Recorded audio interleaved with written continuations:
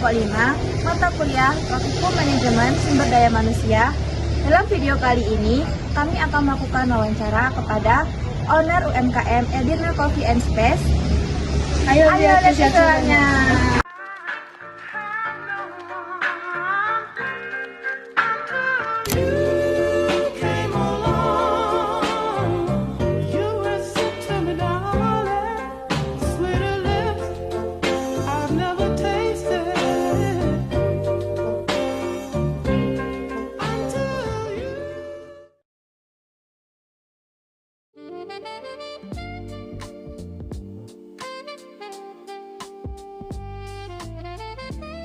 Oh ya, nama saya Iman Asraj, Mas, Mbak.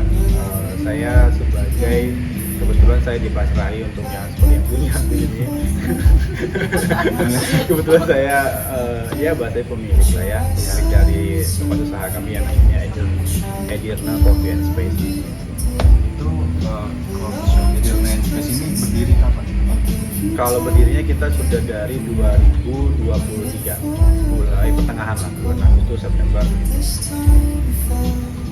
Nah ini bentuk usahanya perseorangan atau Kalau Edirna sendiri ini kita di atas di bawah nama PT sih, Mas. oh, nah, Betul.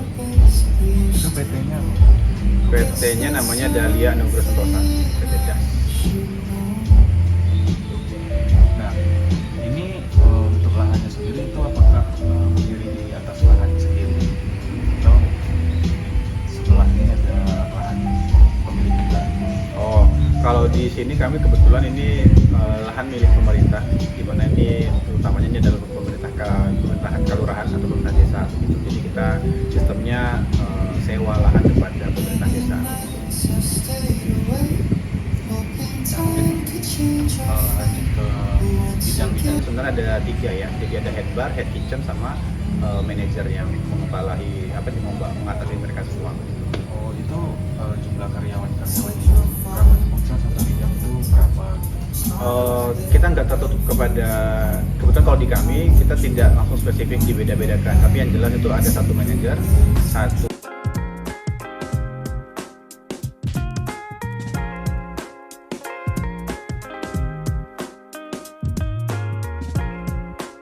pada kali ini. Nah, kali ini kita nggak banyak sebenarnya Bang, untuk ditanyakan karena tema kita hari ini itu prestasi kerja, penilaian kerja, dan yang lain lah. Nah, itu yang pertama mungkin kita mau nanya dulu Bang. Kalian mau tahu penilaian kerja di Edirna itu seperti apa? Penilaian prestasi itu dinilai dari apa? Mungkin bisa cerita.